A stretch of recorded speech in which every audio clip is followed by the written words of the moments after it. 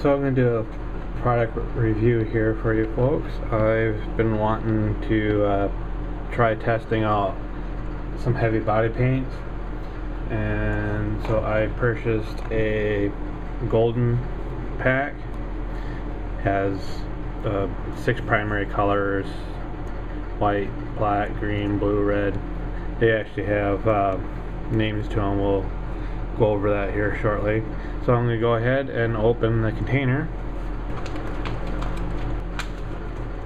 and inside the container comes a little sheet that shows all the range of colors that you can get from Golden, what type of size containers. The other thing I should note that I just saw at another store, another art supply store, they also have a QR code that will bring you to a website. So I'm sure you can get to it from their website directly without needing the QR code, on how to mix the paints too to get certain colors. So like maybe you don't have and hence yellow medium, you can take other components that you have and possibly build it. So the 6 tubes that we have in here is a Mars black, which is a pretty dark black. There's an ivory black, which is a little bit lighter shade, and then we have the Hansa yellow, a titanium white, a Neanderthal red light, and then a permanent green light, and ultramarine blue. So what I'm going to do is I'm going to try out, I looked at my orc bin and found this guy without a base. So what I'm going to do is I'm going to try the green here and use that as a base coat, see how it works.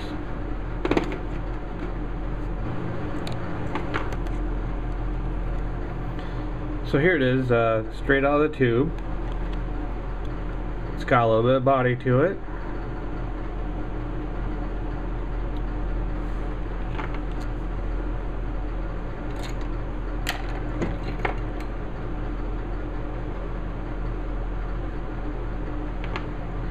And I'm just going to use a cheap Flomo Bristol brush just to do the base on it.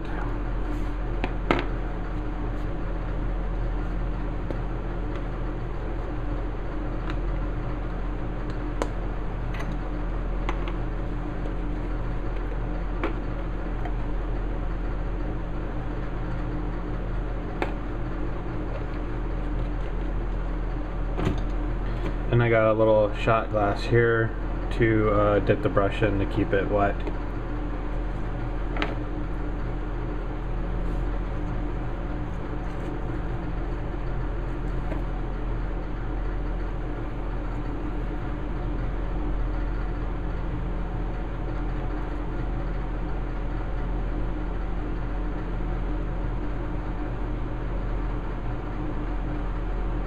Since this is the base coat, I'm not going to be too worried about detail, because I will just go back over the areas that I want to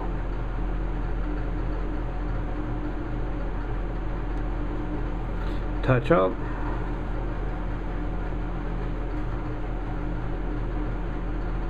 And even with just a little bit of water that I've added to just the tip of the brush, it does have it does seem to have a pretty good opacity to it, which is nice, because I mean, like, compared to some of the other paint lines that if you when you reduce any paint, depending on how far you reduce it, you kill the opacity of the paint.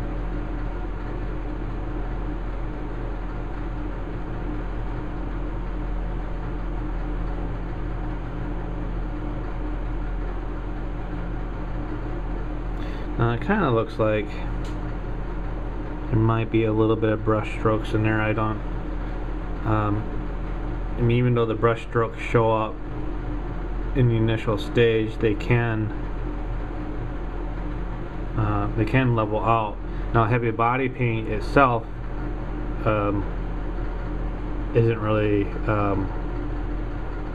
known to, I mean, straight out of the tube is not really a self-leveling paint, so you do want to reduce it a little bit just to make it so it smoothly goes off the brush and doesn't retain any strokes. Here I can kind of tell that I got it a little bit too reduced, so I'm going to mix just a little bit more paint into it. And I'm just gonna, since this area is overly reduced, I'm just gonna let it dry. I'll come back to it.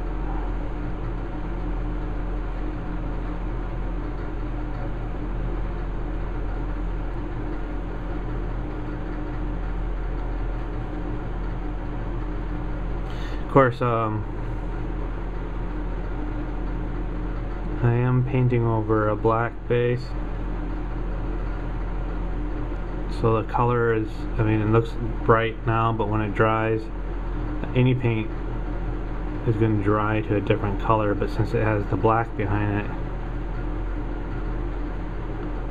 even though this paint is opaque, but like I said, I'm reducing it, so all the combinations will affect way how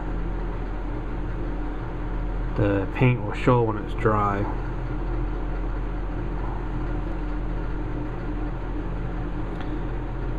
But it does have a pretty nice creamy texture to it. I mean, coming out of the tube, it was really nice and creamy.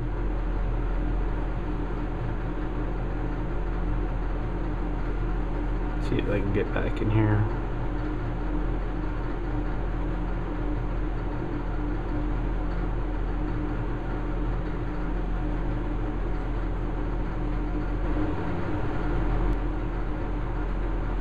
I'm actually pretty impressed on how smooth the paint is actually coming off the Bristol brush I'm using here, and I don't know if that's a combination of things, if it's the paint, the way how I pre-treated the brush before use.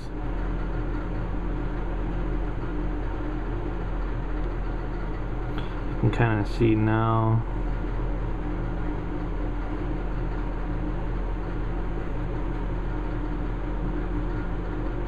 I might have to add a little bit more water again. It might have dried fast enough now that I can start to see some brush strokes.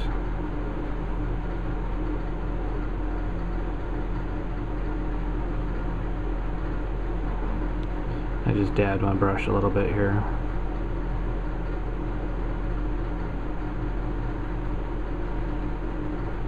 So it does seem like the heavy body paint has pretty much the same dry time as any of the other acrylics that I worked with, so there won't be any effect in that area as far as for dry.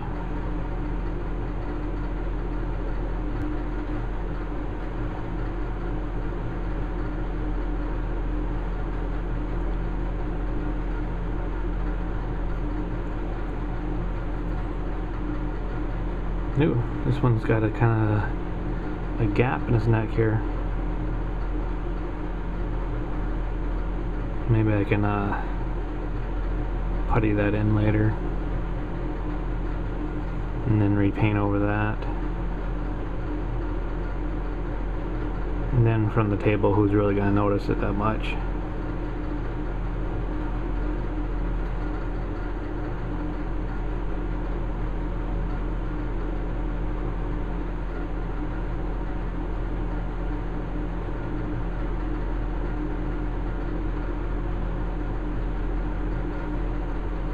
Ooh, just scraped some off on my finger here.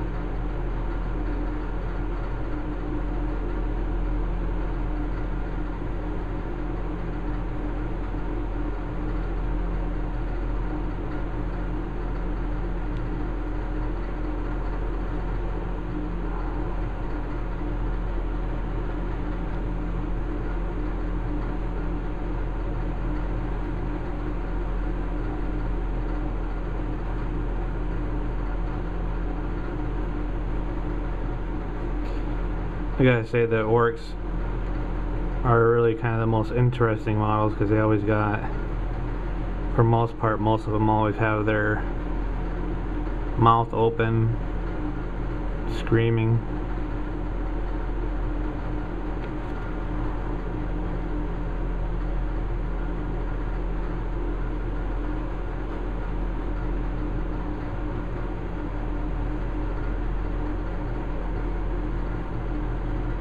I'm gonna give this one a moment to dry here.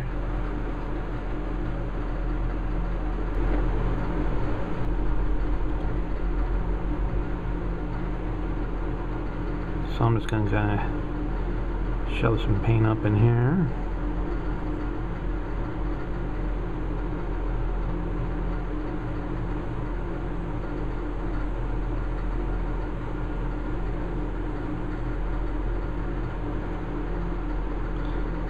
Now we'll see how that dries. Looks like I got some bubbles in there. Mix is a little too light. I mean too reduced. But kind of want to see how well it's going to shrink.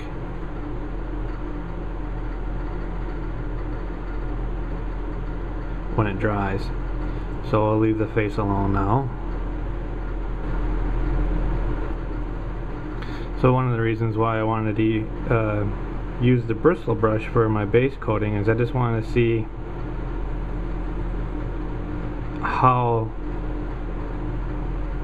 I wanted to see if the heavy body paint was really going to hold the brush stroke. So why not use a brush that's very stiff hair brush and see what the results will be. Alright, I'm going to give that a moment to dry.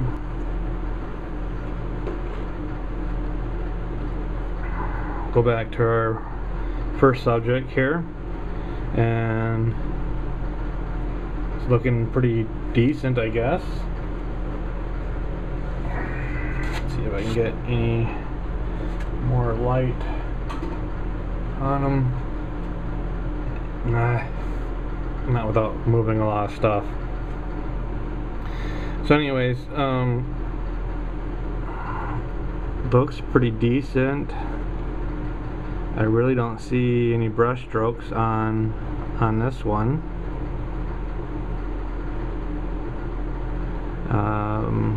This one really basically had almost like 2 coats, so put another coat on him and see what he looks like afterwards. And here's the guy that I pulled in his face. You can see here that it really shrunk up pretty good, so that's nice. I got just a little bit of paint left on my palette and in the brush, so I'm going to reduce it down to a very fluid level, and I'm just going to kind of just really just cover it quickly with that. You can see that it is pretty watery because it's separating. But this is basically see what it would look like if we were to reduce the paint down enough for a glaze or a wash.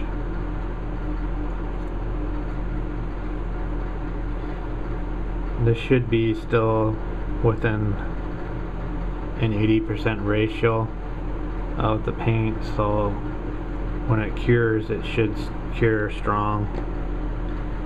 I don't think I've reduced it beyond that much. You can already tell that what's left on the palette is drying. I'm already getting a little bit of a drag already from the brush.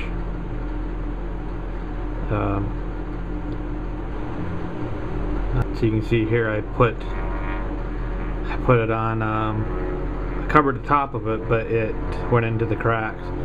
So maybe using it for a wash reduced down to the appropriate ratio might work out pretty good.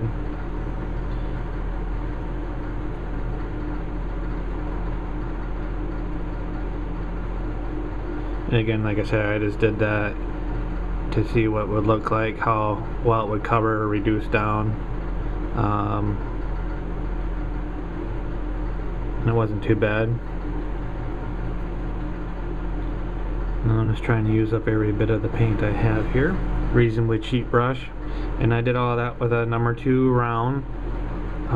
Flomo is the company that made it, or whatever. And I'm going to clean the brushes here, and we'll take a look at them after a while when they dried. Alright, so they've been left drying for a few minutes now, and you can see here that with at least 2 or 3 coats you get a really nice green color.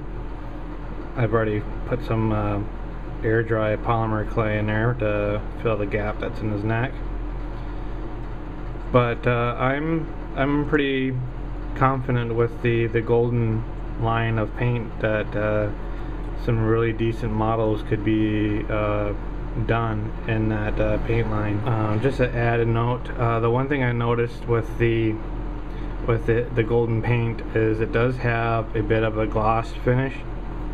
So if you don't want your models to look too glossy, and then you will have to go over your finished product with a matte coating just to dull it down. I think it's going to do a really good job for miniature painting. It'll just take a while to get used to it. They do have other lines other than just a heavy body. They also have a reduced smooth, like a smoother line. But yeah, there you go. Product review of golden acrylic paints.